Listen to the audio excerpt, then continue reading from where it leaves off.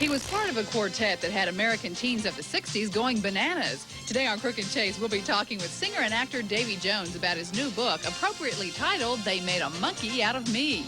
We'll also be talking with Hollywood director John Hughes about making the transition from teen movies to more wide-ranging films. Plus, several years ago, our special live guests were one of the hottest duos in country music. Now they're back together for a brand new tour. Joining us live on the set will be David Frizzell and Shelley West. Ladies and gentlemen, Crook and Chase.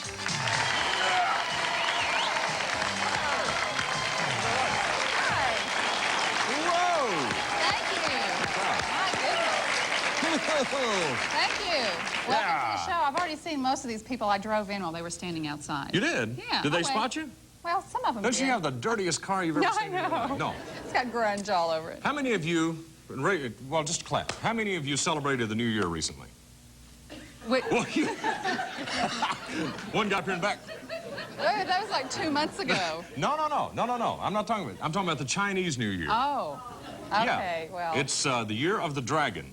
Okay, it's the year 4686. Of course, if you're that old, you've got to be dragon, don't you think? So that's the year of the dragon. Nobody cares about You know why that, most Charlie. people have forgotten about it? Because of the Olympics. All the hoopla about the Olympics. Oh, yeah. Gosh, great stuff going on. I know. What all do you watch?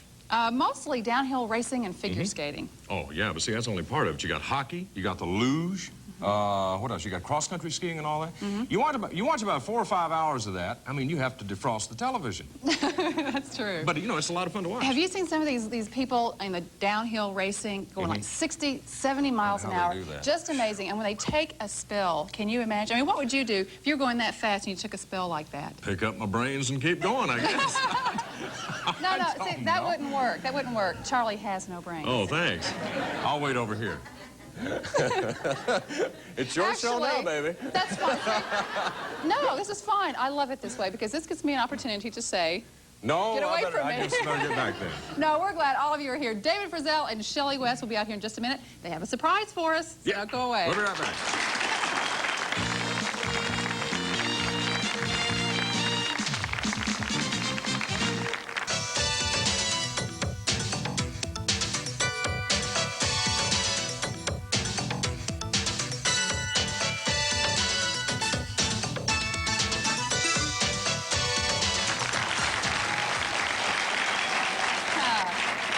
In 1966, the Monkees were America's answer to the Beatles. They were 4 happy-go-lucky guys whose crazy TV antics and songs like Daydream Believer and Last Train to Clarksville made them teen idols almost overnight. Oh, I know. They had a great television show. It was very popular then. And probably the most popular member of that famous quartet was Davy Jones. Well, now more than 20 years later, the Monkees have been in the headlines again with their reunion tour and album. But Davy is getting press for another project, and that's an autobiography.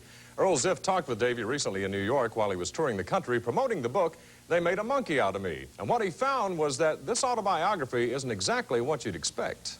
Well, when I first thought about doing the book, They Made a Monkey Out of Me, I started to write, first of all, about when I left home, because that's when I thought my life began, when I left home. And so as it went along, I took the pictures out and I associated the pictures with the story.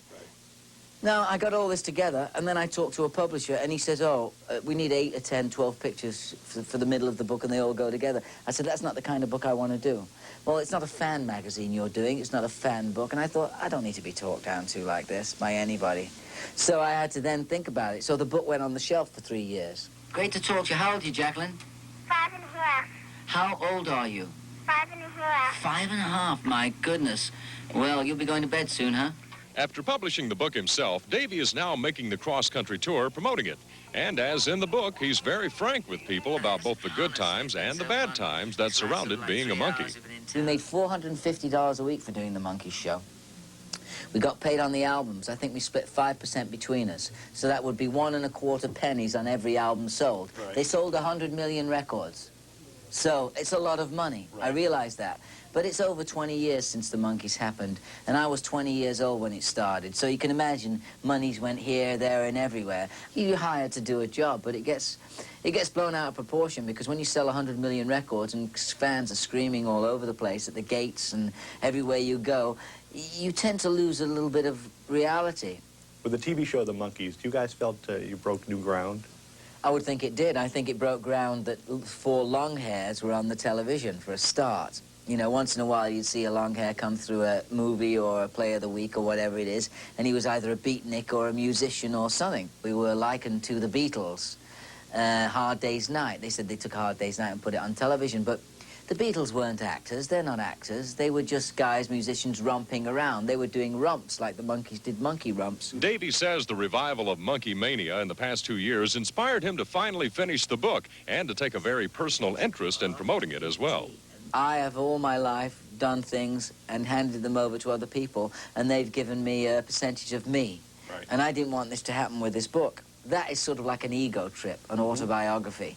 But then again, why am I doing an autobiography at 42 years old? I was about 36, 37 when we first started it. Why? Well, because 37 years is a lot of life. And if I've got something to write about and there's an audience that wants to read it, well, why not? And what about the future of Davy Jones? I would like very much in the next years to be known as what I feel I am, and that is a working actor. And I have no intention of sitting back and resting on my laurels, or whatever else I'm resting on. And we can't help but notice Earl Ziff sitting next to the leftovers there. I know, it looked like a big salad or something. You got to there. realize the Monkees were popular. It's been 20 years ago. So, you know, don't be shocked if Davy Jones looks a little bit older. Well, but you know, I was just thinking, he does look older, but he still looks like kind of a teen heartthrob to me. Kind of, yeah. He's Still got that look Still about cute. him. Now, the book is really very interesting. It's filled with facts that a lot of people don't know about Davy Jones. For instance, he got his first big break in show business playing the Artful Dodger in the Broadway show Oliver. Oh, that's right. Well, each of the Monkees has gone on to success in other fields, most notably Mike Nesmith. He's now a respected director and producer. Now, the book, remember, is called They Made a Monkey Out of Me, and if you're a Davy Jones fan, you'll really enjoy it. Lots of great pictures in there. A lot of Monkees history there. Okay, from star now to star maker. This guy has helped launch the careers of such teen actors as Molly Ringwald, Anthony Michael Hall, and John Cryer. But